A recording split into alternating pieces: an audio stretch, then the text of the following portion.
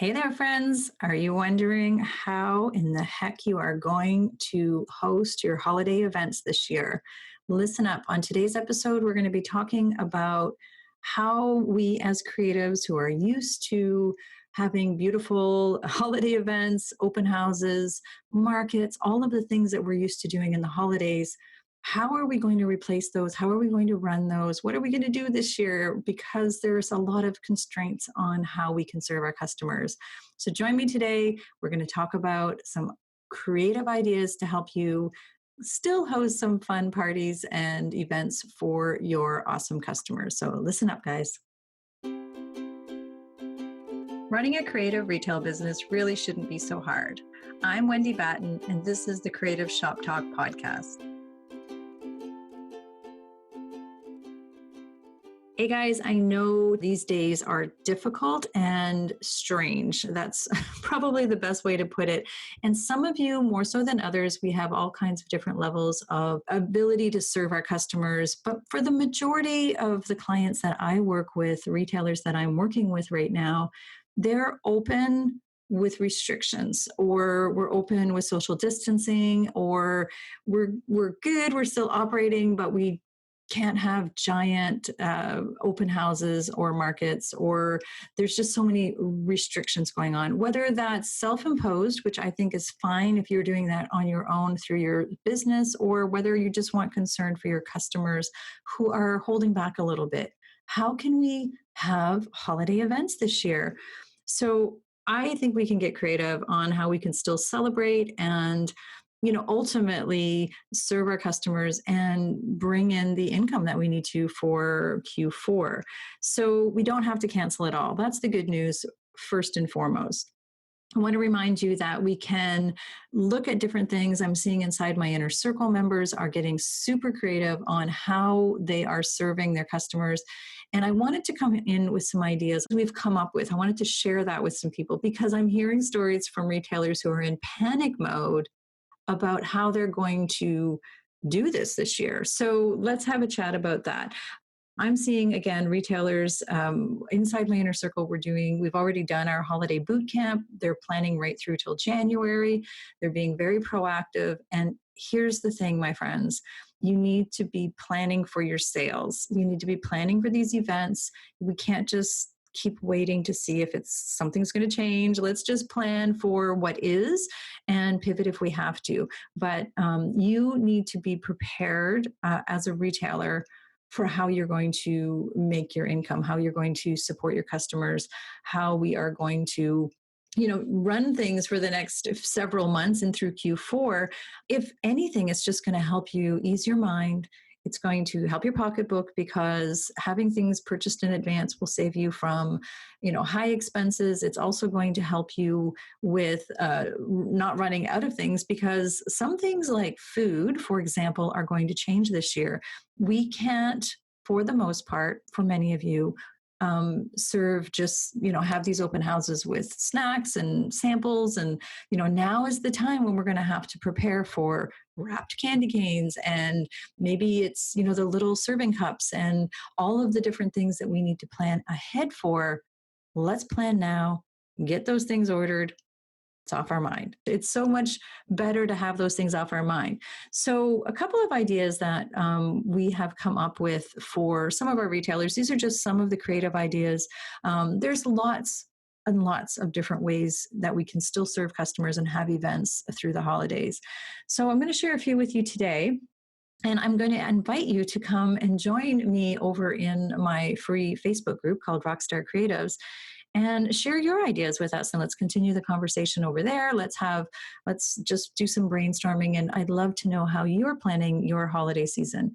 So some of the ideas we've come up with, first and foremost, I think it's really important, and I've been sharing this through this whole series of pandemic times, or whatever we're calling this now, is what is your local community doing? So reach out to your local downtown area, whatever your local economic center, wherever your local neighbors, just your neighbors on your street or in your mall or in your area or in your vendor, if you're a vendor, have a conversation, open that door now. Let's have conversations with those people now. You can be the leader to this. You can take initiative. You can organize a roundtable meeting.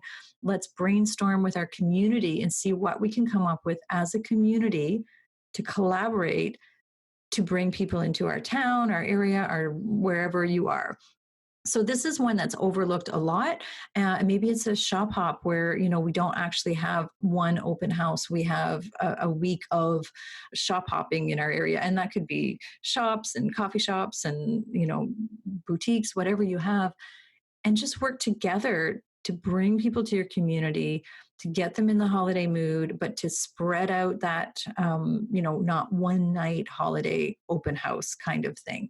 So there's different ideas you can do with your community. So I urge you, if you have a community, even if it means you have to just go knock on some doors, and I know this isn't possible for everybody, but I want to plant those seeds for you right now. And now is the time to do that, organize that, become the organizer of it, and then you have a little more control too. I'm always a believer in taking the reins because then you have control. So go touch base, sit down, have a meeting, meet at a coffee shop, whatever it is, and discuss if you can. Another idea is having an open house spread out over a week or over a couple of different weekends. And we don't maybe call it an open house. We call it our holiday event or whatever you decide to call it. But it doesn't have to be one night. If you're used to doing maybe one weekend where it's crazy and that's when you make so much money, every year everybody's looking forward to your holiday weekend event. There's ways to eliminate having the big crush of people coming in, but still maintaining that excitement for it, still maintaining the presence of the people and still getting those sales, which is ultimately what we need. So what if you have a system of inviting people through your email? A ticketing system is something that some retailers are looking at right now, as in there's limited spots for this weekend's events. So here's how you get your ticket, and you give out 100 tickets or 500 or 1,000, whatever your limitations are, and make them color coded, make them easy for you, make it easy for your staff. Don't have to get complicated. Keep it simple. Keep it simple for your customers. Do not make them do 75 things to get this ticket. Just have a simple system set up in place and spread it out so that nobody feels like they've missed out. And you also want to make sure that we are building excitement for this and maintaining the social restrictions that you need to, the distancing or the capacity issues. Again, this isn't for everybody, but some of you have real concerns about capacity in your stores, and you need to figure out, how are we going to replace this crush of people that we want? We love it. I mean, I absolutely love when my shop was so busy I couldn't breathe. You guys all know what I mean. Like when the shop was so busy and the cash registers lined up, it's just such a wonderful feeling. We have to really adjust the way we do business this year, because that is not necessarily the right thing for some of you. I mean, if that's still fine where you are, that's fine. But this podcast is being listened to, and I have retailers with us from all over the world. So it's different in different areas. But primarily, most people are holding back a little bit, but we still want them in the store. So a ticketing system, events spread out over, several days or a few weekends, or just how you want to do it, but create excitement for your events. Don't make exclusions, but make these tickets available for their safety. Keep putting it on them. Remember, it's all about them, it's not about you. So space is limited. Another option would be to host private shopping parties. And by that I mean, what if you offer a private girlfriend's party? So you have the hostess and you invite them to bring a maximum number of people. You open extra hours, do it on a normal time off, evenings, whatever. You can, maybe incentivize the host. If they bring 5 people, they get percentage off. I'm literally, like, you have to figure out what works for you. But there's lots of different ways we could do that for our favorite customers. Imagine if you even just put that out on your email and you say, we have limited spots, we have these private girlfriend shopping parties available if you'd like to come. It's, between 5 and 10 people or whatever, or 50 or whatever that might be for you. And if you're the hostess to this, you get kind of like the Tupperware parties, right? If you host the party and your people spend this much money, you get this much back. We can come up with lots of different scenarios. You're the creative, you're the business owner, you can figure that out. But there's just an idea of that you can take and maybe run with. And it could just be a simple gift for the organizer, but there's lots of different things and incentives. Again, keep it simple, simple for them to understand what you're offering, simple for you to manage and your team to manage and your staff to manage, but it still could bring people in. It could still bring some great sales. I mean, I would love to go right now for a private party with just my girlfriends and we hang out, and going with the intention for holidays, you can make it fun and, that kind of thing. And again, incentivize some way for them to be spending, because we want spenders, not just lookers, right? So, but I do feel that this year people are still wanting to go local. Obviously, they still want to shop small. They still have Christmas gifts to buy or holiday gifts to buy. They still want to buy for their home. They still want to buy. They still have money and they want to spend it, but they want to feel safe and they want to have fun doing it and they don't want to go to big crowds. So it's really important to start thinking on how we can serve our people where they are. Another idea is an old-fashioned window reveal party. One of my inner circle members, Virginia, is doing an old-fashioned window reveal. She's planning on doing it with her community, her local downtown. They're making it literally just like the old days where, you'd go to, look at the windows and all the windows are going to light up. They have lots of plans in place, maybe carolers, whatever they can do, keeping people feeling safe, keeping people excited. And in those situations, I'd be handing out promo cards, and that way it drips people into your shop, offering a discount on a postcard or a card you're handing out, something along that line, something to get them excited to come back in, but not all on that night. So we've created an event, or she's created an event, and I have a few other retailers doing similar things. Excitement, an event, not too crazy, outdoors, going to be okay. It's, socially distanced, whatever needs to take place. And she's inviting them and letting them know what's going on in her store over the holidays and, getting them built up and excited to come in and do their holiday shopping at her store. So that's another option. Another idea is doing maybe a safe outside market. Again, I know these things are time consuming, but this is why we're planning this now. We need to get these pieces in place. Doing a safe market in a large outdoor event, or organizing one or participating in one. Again, you can be social distance, it's open air, you can have a holiday bazaar. In Europe and lots of other places, this is the norm. The holiday shopping is done on markets outside. They bring, all their goods outside. Again, collaborating with other people, however you need to do that. Maybe you just host it in your parking lot. It depends, again, on your situation and where you are and your weather and, of course, all those things. But an old-fashioned outdoor event, sort of like the window reveal party or display, but bringing your wares, having a market, and then, of course, handing out these all-important cards to drive people back to your shop if you need to. And that way they're dripping in. They're not dumping in all in one event. These are just a few ideas that might help you with keeping those events exciting, keeping your customers happy, meeting them where they are with their fear or their concern, or, but they still have a need. They still have a need and a want. We keep forgetting that our customers still want to shop with us.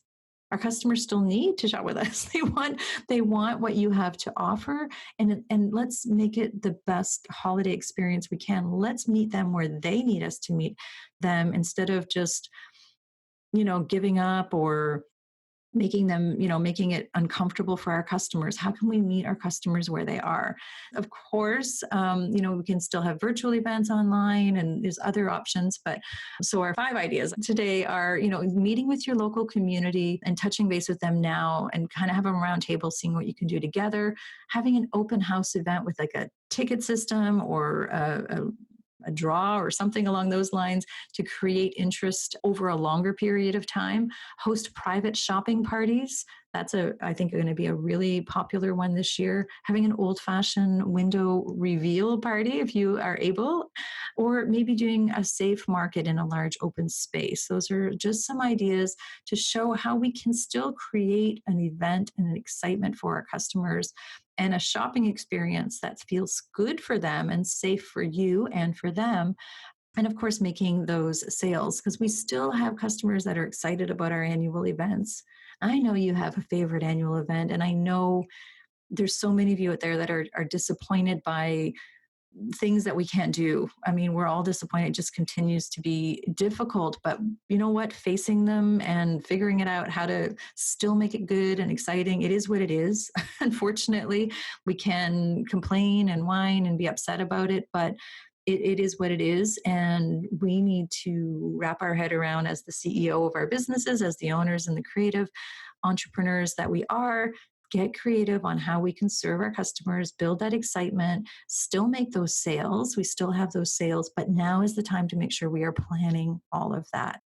So, coming up in some future episodes here on the podcast, I'm going to be sharing some ideas and ways that you can increase the sales from the more limited people you might have in your shop, and strategically and with heart and with integrity. I'm going to give you some great ideas to just help move people into your store or online if you have an online store, and how to serve them a little bit better. So listen for those podcasts coming up. I hope you found this helpful. I encourage you to join us over in my free group called Rockstar Creatives. We are going to be continuing this conversation over there this week. Watch for that. I'm going to be jumping in live for a Q&A in the group. I try to jump in at least once a week. So we'll be chatting about the holidays coming up, and we'll be chatting about different ideas that you might have, because we would love to hear how you are serving and having your events this year. So thank you for joining us. We're so happy you're here. We'd love it if you would leave us a review if you found this helpful. And we appreciate you listening to the Creative Shop Talk podcast. Have a great week, guys.